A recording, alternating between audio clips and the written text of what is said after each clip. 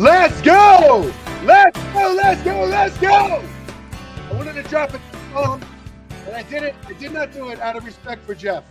I didn't do it. Let's go! What a big win! 3 in a row. My dog's excited too. You heard me cheering. He goes. No, that's 4 in a row, I believe. Well, but 3 quad ones. 3 in a row that matter. Yeah. 3 big ones in a row. And let me just tell you what. Every time we pre-plan the post-game show, I have so much more stress during the game because if they lose, the post-game show sucks so bad. We had Walt Williams scheduled, and thank God they won that game for not just that, obviously, for all the other better reasons, but also because of that. Yeah, you are kind of like sweating a little bit, being like, man, we're gonna have to post like a Wisconsin. Yeah, same thing, Jeff. I mean, I'm just like, oh man, they're going on a little bit of run, and like you're gonna have to host this like pity party at the end of the night. Like nobody wants to do that. But hey, we should have an post only after wins rule, except for big games where you have to do it regardless. It kind of is the rule. No, we're not doing it. A lot of times they have the big win, and then we text her like, should we go live? Should we go live? And it's spontaneous. But every once in a while, we have the pre-planned one, like tonight. Well, they did us a favor by playing this game on a Wednesday, so typically we'd be recording tonight anyway, and then just so happened that'd be after what are now 4 wins in a row, but 3 really, really nice wins in a row that pretty much, I mean, barring losing out or something silly, guarantees them getting into the dance, which is a really nice thing to be able to say before the beginning of February.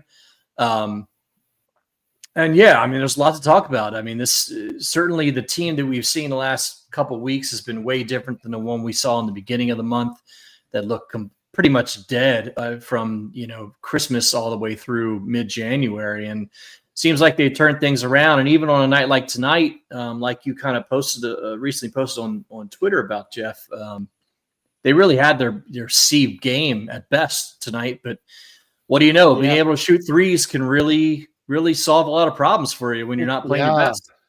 It's not sustainable. Yes, those analytics nerds, the nerds wouldn't know what they're talking about after all with the 3-point shooting, huh?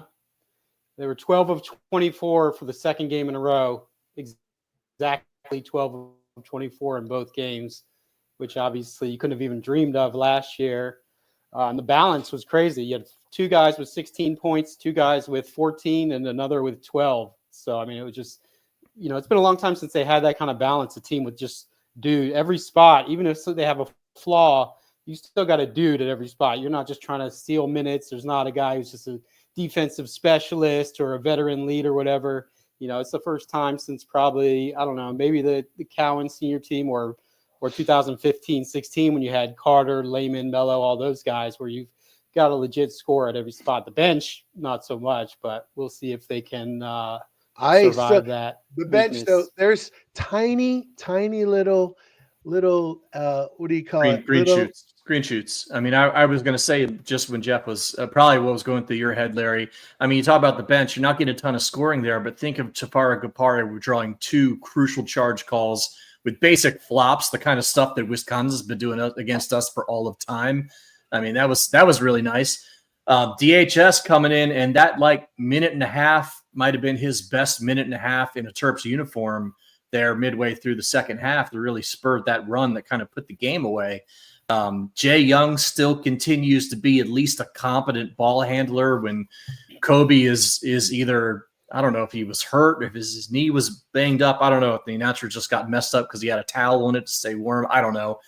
But, he certainly wasn't playing his best, through the first 30 minutes of this game. And Jay at least was able to come in there and keep things moving a little bit. So the bench ain't great, but it feels like enough guys are there to give you enough that you can win with, Even on a night like tonight, clearly everybody was sluggish, especially in the first half. They found a way to be up by 1 at half and killed this thing off with some good shooting. I mean, this is the type of game you need to win if you want to be a threat in the conference or the NCAA tournament. So, and they are winning it. I was gonna single out DHS. I like how factually you said that. That was good. DHS, and they are winning it. I was gonna single out specifically about him. He's showing these little moments, and I just I hope he stays. He's the exact guy I've been talking about that struggles, and you see him and they practice and they get better. And he can be Daryl Morcell and Rodney Elliott or whoever else you want to use as a model that struggles and figures it out and slowly becomes just an awesome Terp by the time they're a senior. And I see that with him, and I just keep going, keep working at it. I think it's coming. And freaking same thing with Julian Reese, my God. And he was always good, but his free throw shooting, what? Not just the free throw shooting, his overall game. He only had 7 rebounds tonight, which is about half as many as he's been getting in the past 4 or 5 games. But otherwise, he's been really consistent learning. To me, it seems like what's happened in the past 2 weeks or 3 weeks is everybody's settling into their roles. Like they know when to attack, when to dish the ball. They know, it's not like earlier in the season, there were a lot of those like Selton Miguel time moments, or, sometimes Queen forcing it. Yeah, exactly. Or Queen forcing something, and now I think everybody kind of knows their role. When you have 5 guys, like I said, who are literally all consider themselves scorers and they're playing together for the first time, that's going to take a while for everybody to find their lane. So I think that's what we're seeing happening lately. Ken Palm just updated them to 20. That's it. I thought they might have gone up. Weren't they already 20? They bumped up to 21 due to some, other team shenanigans. But I think I saw something about it where like the difference between 20 and 13 is like closer than the difference between 20 and 22 or something. So they're right in that pack. They're going to be ranked next week. Like you get a week off before having to go to Ohio State. Like this could not have come at a better time. To knock off these 4 wins in a row, 3 of them, just are the ones that are going to get you in the tournament, basically. The wins that we talked about, not having those win opportunities and out of conference play or not taking advantage of them against, the Marquettes of the world. They've been able to beat the teams they need to beat. Doing 2 of those on the road, one of them against a ranked Illinois team where absolutely nobody is going to know or care that they had the flu or the one guy was missing. Doesn't matter. Like you got to just get those things done. Now you get a week off to rest. Hopefully everybody can get their legs on them for the stretch run. Couldn't be happier. I mean, I don't think anybody saw this happening a couple weeks ago. I mean, it really looked like the season was ready to completely fall apart. Yeah, they were ready to fire Willard, half of them 2 weeks ago. Guilty as charged. We were real close to me doing an hour-long solo pod where I just yell about things, and no, we weren't. Glad that I'm glad that A, I was too busy with stupid family stuff to deal with that, and B, I had some better judgment. But it's been tough, man. I don't know what to make of this bunch. I mean, they've just looked so out of sorts since before Christmas. But now you look at them and you're like, yeah, they're going to be a problem. And the chemistry is a lot better on defense too. I just talked about the offense. Defense, they're more on a string together now because they really weren't a Willard defensive team and probably won't be. I don't think they have that in them necessarily to be one of his elite defensive teams. They're very good, percentile wise nationally, they're elite, but you can see it. You can see the chemistry on both. And the other thing that I've noticed is Jacoby Gillespie has become more of a facilitator lately. At the beginning of the year, he just felt like almost, like Jameer Young had to do this, but, just a guy looking to scoring lead guard. And lately, he's looked to pass. His assists are way up. His ratio is great. It's like 3 assists to every turnover for the past several weeks. And then you guys mentioned the Harris Smith stretch where he missed the layup and then he hit the 3 that I'm sure everybody in the building was confident he was going to hit. And then they give that lead up quickly. And then I wrote it down. Gillespie hits a little free throw line pull up. And then he drives and makes a great pass to Reese for an and 1. And they were never really challenged after that. So him becoming more of a point guard, I think, has been a big. The shot that did it was the banked 3-pointer. Like when that went in, I was like, yeah. Everybody in Wisconsin was like, you got to be kidding me, right? Like, and you know what? Every single one of those people can kiss my ass because Maryland has had that type of trash go in against them by some scrub from the end of the bench like so many times over the years. I can't even count them. And to have one actually go for us, it was like, okay, we might be all right. Check out Greggy Digital again, letting us know that Torvik updated now. They're 14th on Torvik. Wow. Hey, no. I need the Haslametrics, because our boy Haslam, Haslametrics, he had us like 7th or something. Talk about Gillespie. The one thing about him is you were a little. I don't know if I was the only one. He was so bad in the first half, and Gillespie has been so good this year. But the 2 or 3 games he's had bad games. He doesn't just have bad games. He has games like I'm playing 35 minutes out there, games where he can't even find anything. And I was really worried he was going to have one of those. And I'm not sure Maryland could have survived one of those. But the fact he was able to kind of pull it together, especially after that little bit of a spell in the second half he spent on the bench. I mean, Maryland just needs him. Even when his shot's not falling, he's got to be able to facilitate. That's really just what kind of gets this thing going. You're saying he had a bad game. He had 16 points, 7 rebounds, 5 assists, and 2 steals. Check those stats at about the U12. It wasn't good in the first half. But still, that's how good he is. He can have a clunker first half and still finish with that line. That's how good he is. If he, and I'll pat myself on the back. I said it during the summer. I saw it, and I thought he's got a little bit of Anthony Cowan in him, and he's not far off from that, if at all. I think if he comes back next year, I only say if because you just never know these days. That's an All-American point guard right there. I mean, his jumper is a thing of beauty. I don't know if I can recall any Maryland player with that kind of arc on his 3-point shot. And it's when he misses, he's so quick and athletic. He's starting to play defense even better lately. So, it'd be interesting to have. I think if you named a team MVP right now, as good as Reese has been and Queen at times, I think it's Gillespie in a walk. Absolutely. And there's Seth, to go back to you, Paul said he was 1 for 8 at half. There you go. He finished 4 of 13. But again, when you have a bad day and you're still doing that, that's elite. That's Big Ten first team level stuff. You go back to the analytics. I've written this a few times. I think Evan Maya in their offensive rating has him 9th in the country, the 9th most efficient player in the country. Wow. Yeah, he's been an incredible find. This is a joke, right? Jerry Palm moved us up to the play-in game. That's got to be a joke. I would imagine so. He always has them 3 spots lower than they should be. Yeah. We got this from Mr. Popo. Over under 5 seed on the next DeCourcy update. I still say over, even though I think they could be a 5 because they're going to be top 25 and close to 20. So the 5-6 range, right? 6 feels right to me. 6. I was going to say 6 feels about right, but this is always moving. You just want to put yourself in position where you can kind of fight for that 4 or 5 seed, maybe if things go right, maybe even better if you really get hot towards the end. I mean, clearly at this point they're making the tournament. That was not a thing we were sure about a couple of weeks ago, so that's great. I think they've won a couple games now where they can officially retire the idea that they won't have any good wins on the resume or to go with the analytics, the road wins, obviously. So they've done what they've needed to do, I think, for the baseline of getting into the tournament. Now it's like, okay, are these guys for real or are they just on a bit of a heater, right?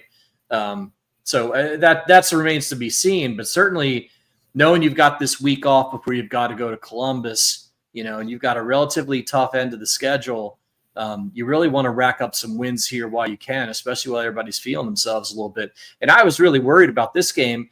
I posted before the game that this is kind of like a irresistible force versus a immovable object, right? Where you had the irresistible force of Maryland with the Gold Rush crowd, the crowd win we talk about all the time. And Big Ten refs are always tougher on the away team in somebody else's gym. And the fact that Maryland almost always blows these games where you feel like if they win this one, they'll be ranked next week. Or if you win this one, they'll be top 10 next week.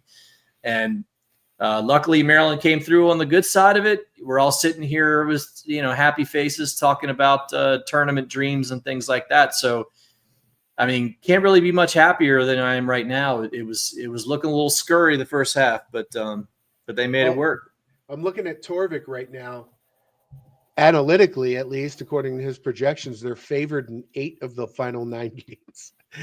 That's kind of crazy. Now Wow. he's still saying that the projection is 13-7, so 6-3 in the final 9, but they'll be favored in 8 of the 9.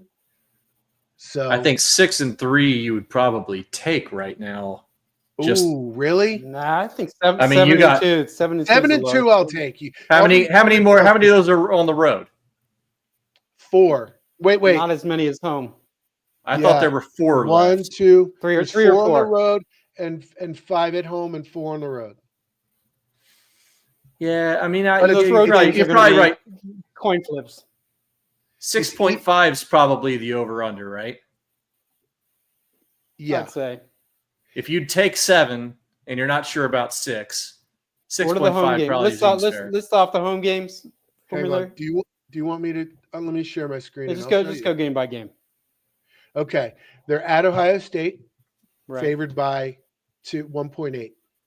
Home against Rutgers, favored by 15. At Nebraska, favored by 3. Iowa at home, favored by 14. Has Nebraska Nebraska still hasn't lost a game at home, have they? See, some of the stuff I just don't buy, man, because I got eyeballs. But I know winning Nebraska on the road in the Big Nebraska Ten is has lost at home. They lost to Rutgers at home. Nebraska's lost 6 in a row. That was bad. Okay, they've tanked recently. I haven't been paying attention. They've lost 6 in a row. Okay. I got you. Iowa at home, favored by 14.5. USC at home, favored by 11. Michigan State at home, favored by 4. Penn State, favored by 4. At Michigan, favored by that's the one game where they're an underdog by 2.9. Do you feel favored by 4 going to Penn State? you feel favored by 3 with Michigan State coming in on a heater? Well, that Penn State Maryland thing is like the Maryland Illinois thing.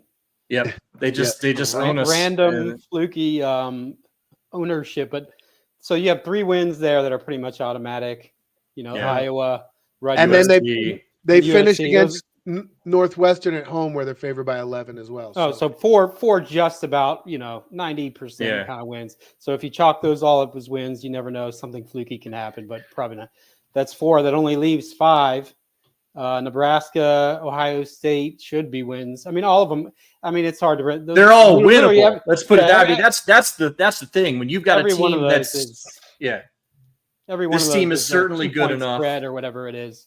Right. Michigan State looks the only maybe kind of elite team in that bunch, and they haven't played the good teams in the Big Ten yet, so we don't really know a ton about them. But certainly all those games are winnable. That's the good thing if you're looking at that schedule. But there are certainly some trap games. I mean, going to Michigan is not going to be fun. Anytime you play at Penn State's not going to be fun.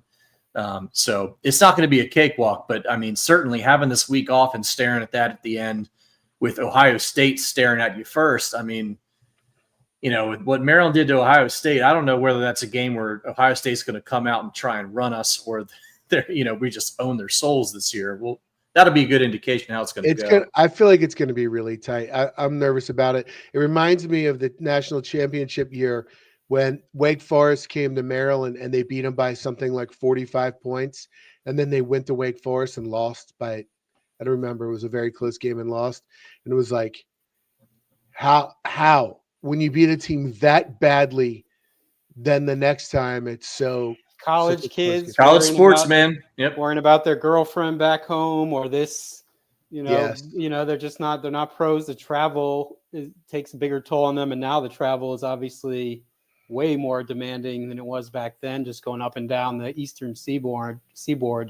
So it's going to lead to more weird circumstances, which I thought could happen today after looking at them in the first 10 minutes or so. They looked kind of drained, whether physically, emotionally, whatever. You get a couple of big wins on the road, do all that traveling, 3rd game in 7 days. People don't like to hear about that. They say, oh, they're young, whatever. No, it still affects your energy levels. So I was thinking, against a team like Wisconsin that just is death by 1,000 butter knife cuts, over all game long, and they never stop, that might lead itself to one of those losses that has everybody jumping off the bandwagon, but that second half showed how much they've matured recently. I mean, when your Yeah. 3-pointers go in, they could have easily missed 2 of those, and then it's dead even in the last minute. Like, Well, right? it certainly seemed like, I was worried when they came out in the second half. It looked like the Big Ten refs were going to Big Ten ref it and just call a million ticky-tack fouls, and we were going to They did. 7 guys were going to foul out, and it was just going to be one of those games. And you're not ever winning that game against the Wisconsin. You're just not. So I'm glad that they, I don't know, maybe a call came in from the office or something at the under 12 because they basically stopped calling egregious fouls on everybody. But, it certainly seemed like they got some breaks. Certainly both of those charge calls on Gapari were flops. I will happily admit that, but whatever, we deserve that given what we've been through playing in conferences against Duke and North Carolina and Wisconsin for decades. The Gillespie 3-pointer off the glass. I mean, come on. That was a huge shot that they absolutely needed. Selton Miguel knocking down, I think, 4 or 5 threes in the second half. Desperately needed when nothing else was happening. Derek Queen was asleep for 3/4 of the game and then kind of seemed to wake up and do a little bit of his magic towards the end. Let's talk about Derek Queen for a minute. I thought you were going to keep going, but I know I'm trying to think of how I want to say this. From the old SNL skit, talk amongst yourselves. I just don't know what to think of my guy right now. He looks like a guy who needs to come back, if we're being honest. I don't think he's going to be one because that's just not the world we live in anymore. But I saw a graphic earlier where I think he's something like 7 for 38 from outside of 15 feet shooting jumpers. Can't have that. No. You got multiple loose balls and rebounds that he was just too slow to tonight. He really struggled a little bit with the spacing. He kind of dribbled himself into nowhere in some of those plays. He can be so good, but he just doesn't seem ready. And I worry. You worry a little bit when you get towards the end of the season, and maybe a guy might start looking towards the future when it's not the future yet. I want to be delicate about this because he's a great player, and I'm just thrilled to have watched him the past couple of months. I hope we get to watch more of him, but it's interesting to see. Let me present the counter argument. When he was in high school, he went away for 3 years. He came back home and had the opportunity to leave high school early, come to Maryland and start getting paid. He did not do that. He stayed an entire extra year when he didn't have to because he was more comfortable doing that. Now he's in the same situation again. He could stay if the money offer is right because he's more comfortable staying at home. I'm not saying he will. I'm just saying he has shown in the past he's not necessarily just taking the money, jumping to the money as fast as he can. So yeah, and I'm not even trying to make a judgment as to his personality or his people or what their intentions are. I'm just thinking in terms of his game just being pure, right? I mean, is he a lottery pick right now? I don't know. I don't think so. Without is the limited quickness on defense, I think is a problem. And I think not being able, he's trying to hit that jumper, but they just haven't fallen consistently enough. And I'm not sure how that's going to work out. But I mean, obviously I'm biased. I want him to come back, and I don't want to certainly, spend the whole show whining about, Derek Queen's future after this kind of win. But that was just a thing. Watching how inconsistent he's been and kind of up and down in the past month once we got into conference play, I'm just kind of curious how that's going to go, because it certainly seemed by the end of 24, we were pretty much convinced he was gone no matter what. Jeff just texted he had something. He just dropped off. He's going to try to get back on. Not sure. He also has to write. So we'll see if he comes back or not. We do have Walt still scheduled to come on. He's doing his post-game stuff with the Maryland Terrapins radio network. And then he's supposed to join. So hopefully that happens. He's got to do his real gig. Yeah, he's got to do that. For the fun stuff. Yeah, I think there's a chance he comes back. And here's the other thing. If he does, and they have the money to bring back Rice, Gillespie, and Queen, wow. Coming back next year, you got Kapari, who you can expect to take a little bit of a jump. You've got We'll see what happens with DHS and Malachi Palmer. Do they get better? And then there's going to be more transfer portal guys.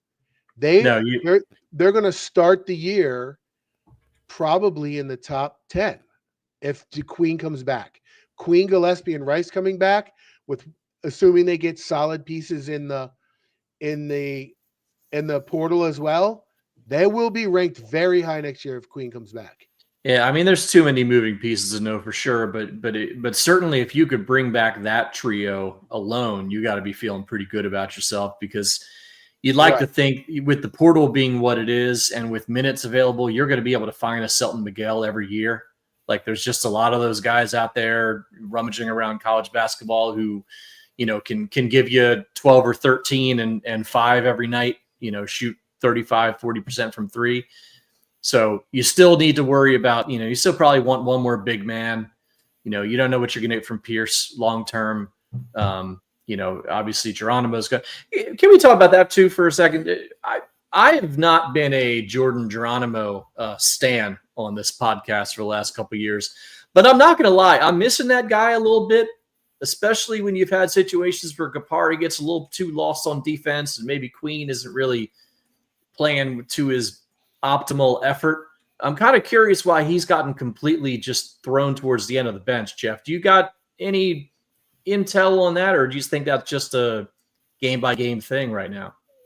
I think Gapare offers you more things, obviously. Like, Geronimo's a better rebounder. Other than that, though, Gapare can handle it a little bit. He can shoot the 3. I think he made 2 threes in this game. Shot blocking, he's an incredible shot blocker at the rim, on layup attempts. So I think he's just taken a lot of his minutes, and then you have Queen and Reese playing a ton of minutes also lately. I don't know what they were at tonight, but it's been like mid-30s pretty often for both guys recently. So he's just the guys. There's always that one guy that everybody loves, and not necessarily loves, but is like, this guy, why isn't he playing? Because it always feels like somebody else should be in the mix. But the reality is, Willard's gone to a really short rotation, and it seems like he might just ride that out the rest of the way. But I'm sure there's going to be a couple games where he's needed, where he makes some of those energy plays that he's known for. The chat is offering some possible reasons why. They're talking about how it's a matchup thing with Geronimo. Gapare has a better 3. Gapare is just better. Gapare can be bad on D, though, somebody said. So that's the other side for Geronimo. Yeah, Gapare around a little bit. He gets pushed around, and if he's chasing guys around the 3-point line, he gets lost really easily, like we had on that 1-3 early in the second half, where he was just nowhere near where he needed to be. And again, I don't think it's like a big deal. That was just something I was curious about, because I've been dealing my own stuff here for a month. We haven't been able to talk about these things. And yeah, you're right. Julian got 30 minutes. Derek got 31 minutes tonight. So the bench the minutes have certainly been squeezed across the board. And the guards are playing a ton of minutes too. So you're not going to get a lot of minutes with him as a small ball 5, which, Willard had talked about doing a little bit with him. I was about to say something. I just totally lost. They're so good now. I can't even think straight. It's too many good things to bring up. Damn it. Okay. I got it. So Queen, you guys were talking about Queen when my computer decided to disconnect.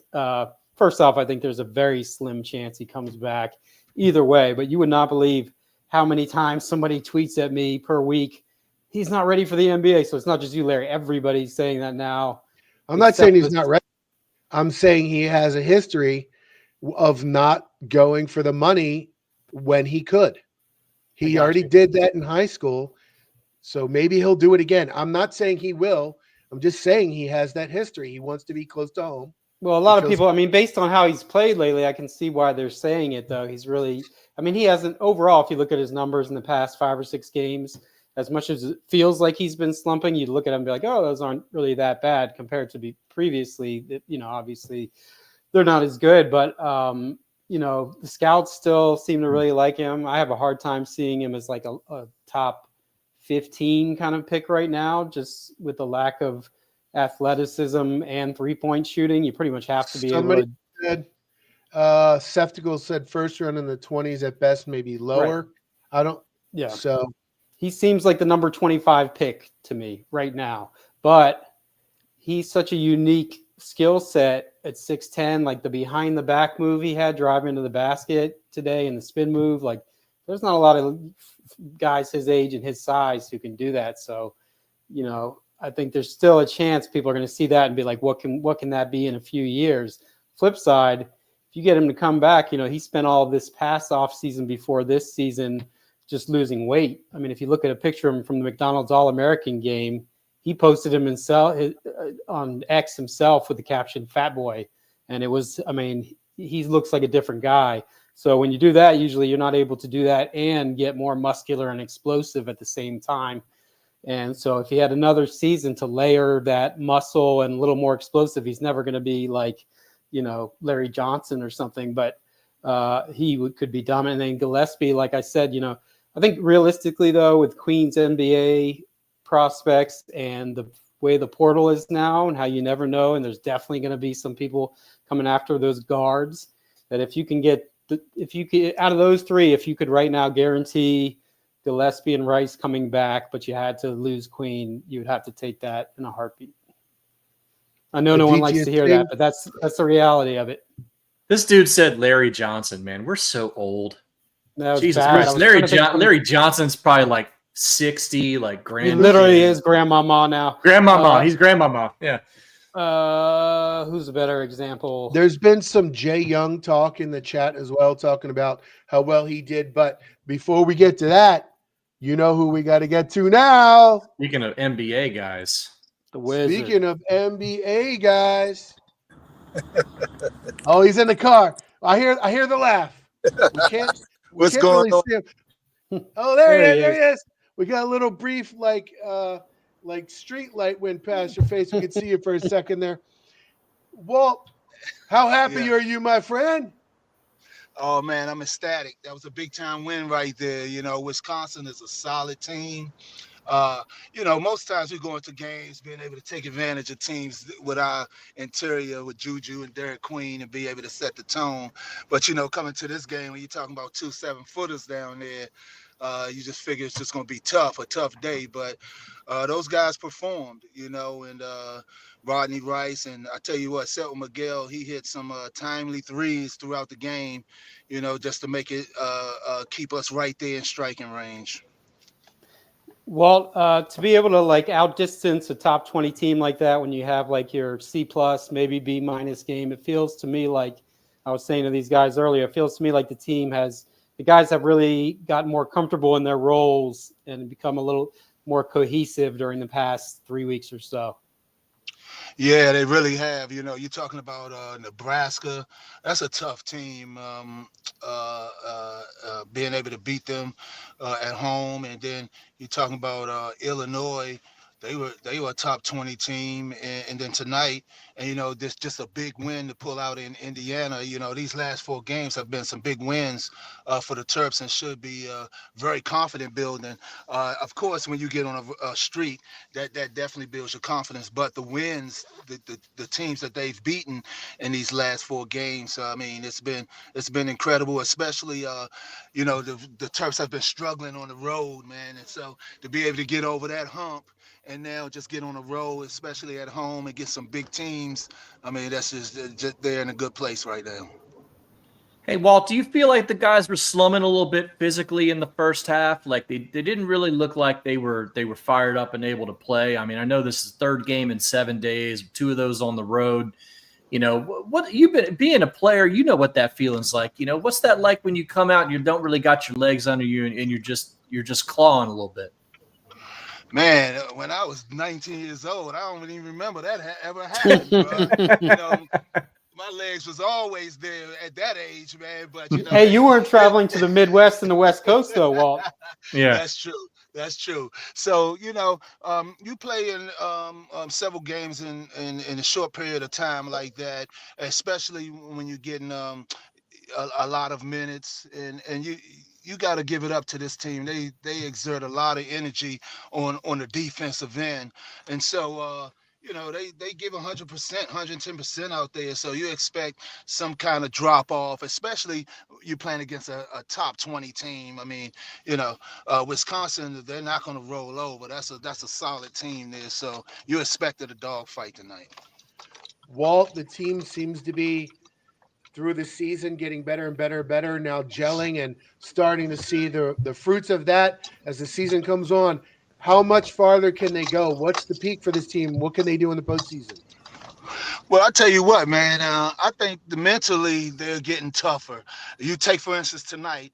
Early on, Wisconsin, they were shooting the ball very well, but the Terps were right there. They was contesting every shot. It's just that Wisconsin was making tough shots. Sometimes that can discourage you and bring you down, but they kept coming. They kept coming, and eventually Wisconsin was not able to hit those tough shots consistently anymore. And the Terps, to me, the Terps were getting better shots than Wisconsin in that first half. It's just that Wisconsin made more tough shots than the Terps made open. And so things turned in that second half. They kept their defensive intensity up.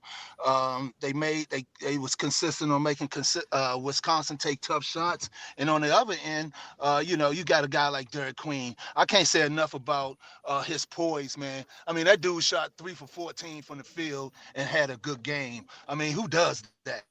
He was just when he got when he has the ball in his hands, it just seems like the Terps, their offense rolls. Whether it's an assist or getting it to a guy at the proper moment to make the defense be out of position, to create drive lanes, and all of those things started to happen towards the end. And then also Juju, man. I mean, he was a beast out there, rebounding the ball. Just he had grown man buckets today. He was battling those 2 7-footers, putting elbows in their chest, dropping hooks on them. I mean, it was a physical game down low. And Juju, he wanted all of that tonight.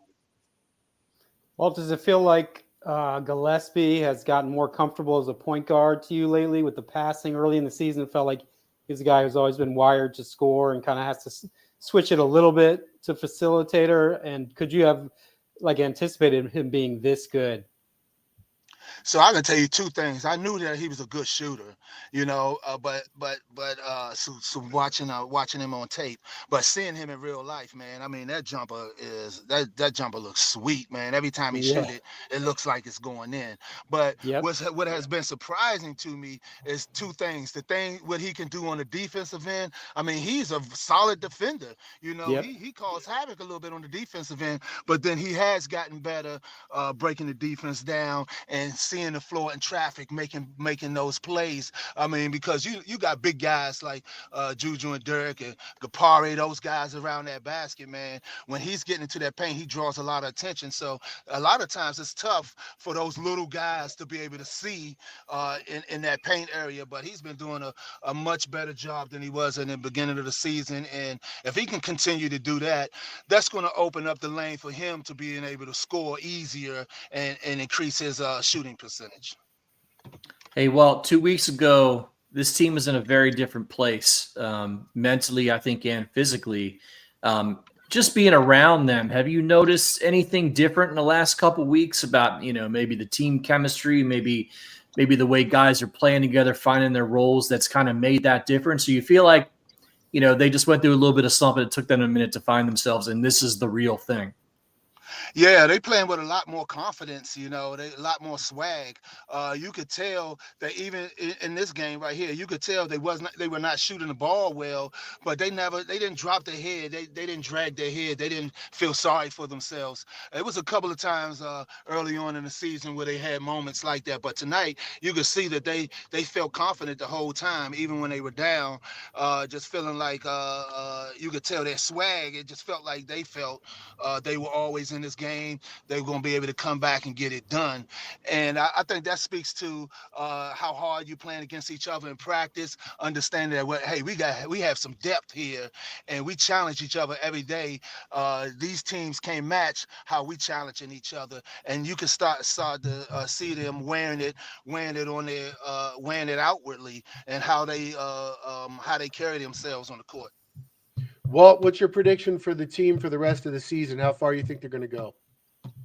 Oh man, it's definitely going. This team is going to the tournament for sure. I think that, you know, when we get into that tournament, being able to, this team can score in transition. They can set it up half court because they have guys who could dominate on the outside, multiple guys who can hurt you from the outside, but then they have dominant guys on the inside. So I think when it comes tournament time, I think that the Terps are going to be one of the more dangerous teams in this tournament. So I'm expecting them to, you know, to go far, Sweet 16, you know, maybe Elite 8, you know, things like that, with the talent that this team has and the way they play on the defensive end. Hey, Walt, we want to thank you for joining us. We know how crazy it is for you after games, so it's really awesome that you're able to give us a few minutes here. Man, I always got time for the beep guys, man. Trust. Respect, my man. Thank you so much.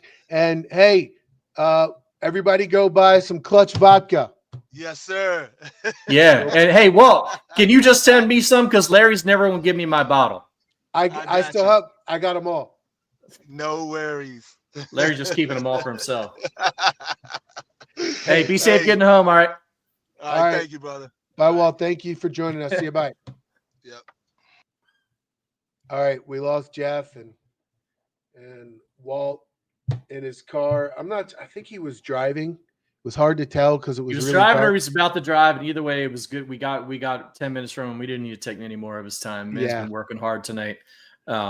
It's interesting though, just because, you know, Walt, when he does the broadcast, he's kind of walking along the sidelines, so like he does get kind of up and close with the team, and it is kind of interesting when you're at the games, you can't always tell what those dynamics are like on the bench. You know, everybody looks happy and is jumping up, and you know, people hit threes and stuff, but like you can kind of tell if you get close, like how that situation really is. I wonder if these guys are starting to find themselves not only in terms of, you know, the way they play on the court together, the way the chemistry is, but just as people. I mean, most of these guys weren't here last year. So like, it's going to take a while to kind of, especially when, you know, it's very easy when you're playing Middle Eastern, Western, you know, Idaho State, you know, for the first 10 games of the season. But you start getting these conference games, things get tough, ref calls go against you, things like that.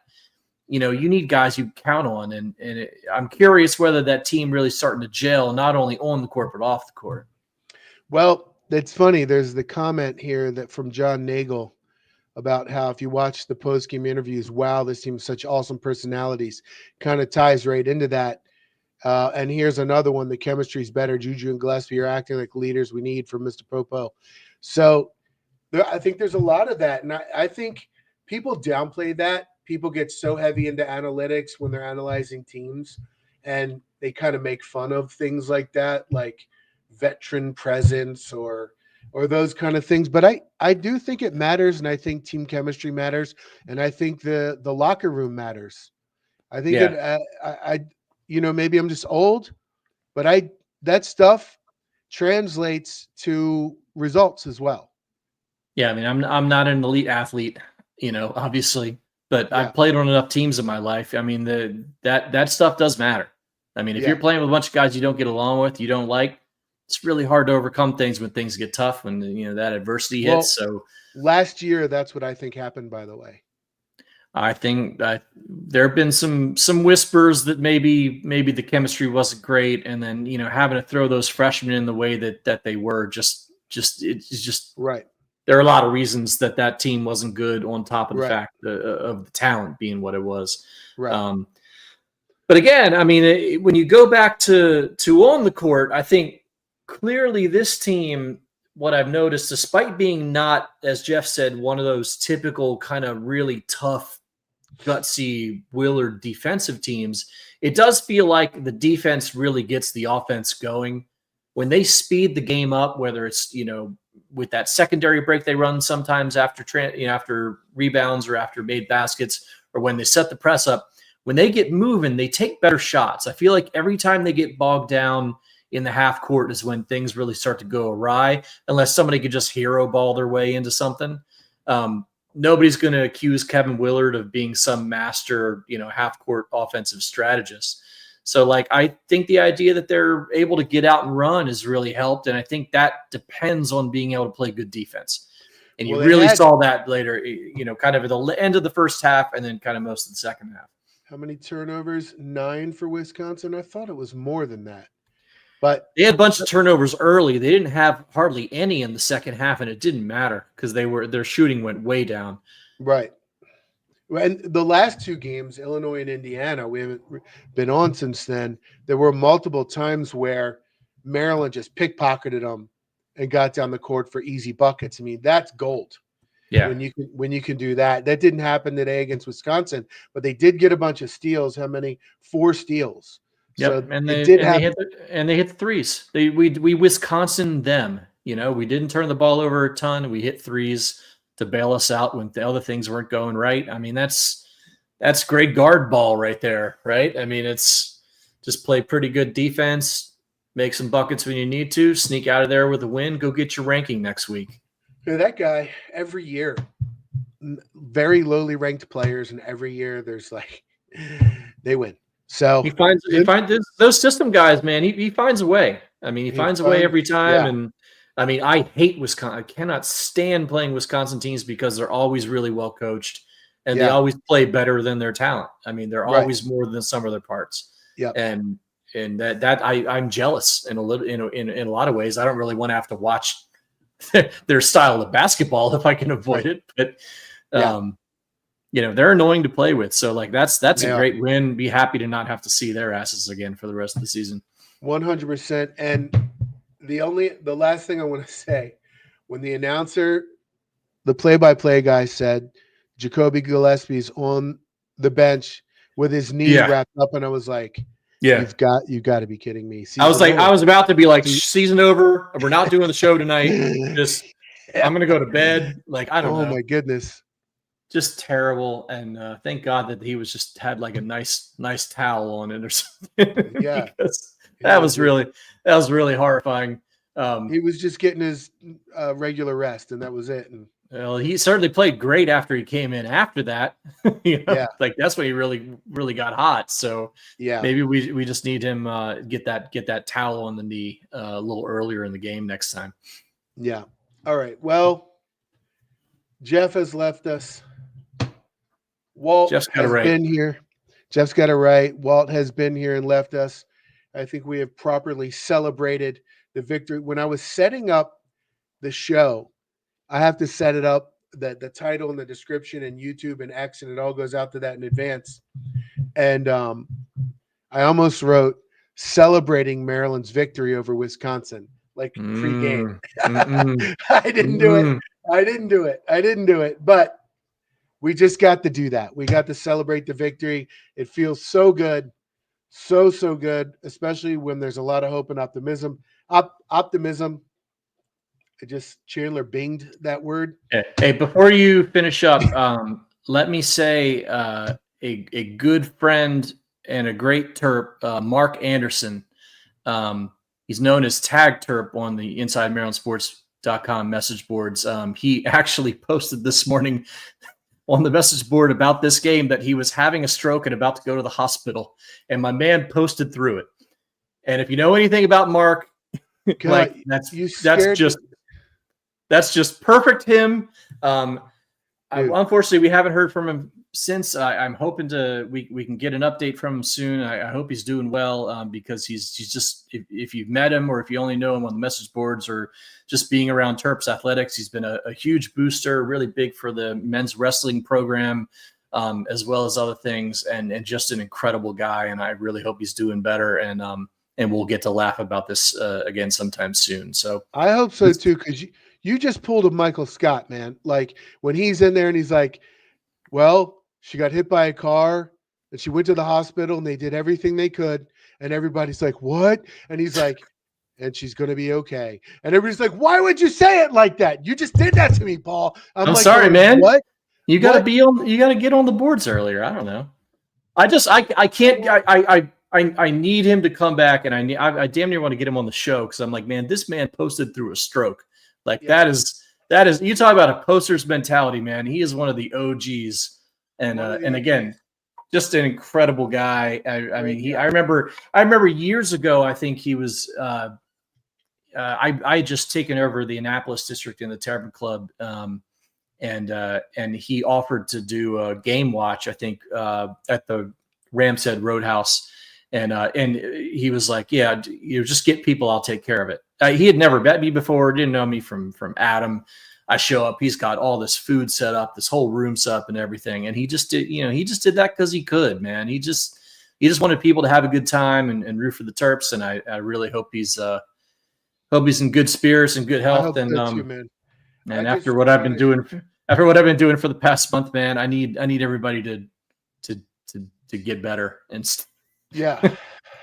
Mark, great guy. Long time poster. So yeah, everybody's pulling for you, Mark. Yep. If he's listening, if not, okay. But man, okay. Not to bring everybody down, just had to get that through. All right. On a great night for the Terps, right before their bye this weekend. They don't play this weekend. Their next game is next Thursday, February 6th. That's the game at Ohio State. And we'll see if they can parlay that. Would it end up being close to a 30-point win? Let's see if they can. Oh, that was a massacre last time. My God. Yeah, it was at 40 at some point, and then Willard put in the bench. But we'll be back probably next Wednesday.